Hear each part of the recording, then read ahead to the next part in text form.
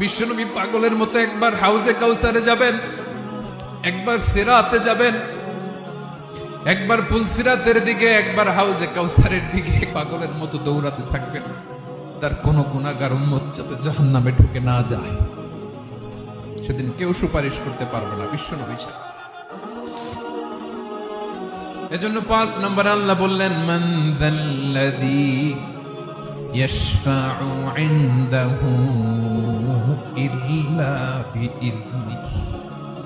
কার সাহস আছে, কার এত বড় বুকের পাটা কিয়ামতের কঠিন দিন আল্লাহর সামনে দাঁড়িয়ে সুপারিশ করবে? কারো ক্ষমতা, কারো ক্ষমতা নাই। বিশ্বনবী সেদিন সিজদায় পড়ে উম্মতের জন্য কাঁদবেন, সবাই কাঁদবে, নফসি নফসি, আল্লাহ আমারে বাঁচাও, আল্লাহ আমারে বাঁচাও। বিশ্বনবী বলবেন, উম্মতি উম্মতি। বিশ্বনবী আমার জন্য কাঁদবেন, আপনার জন্য কাঁদবেন।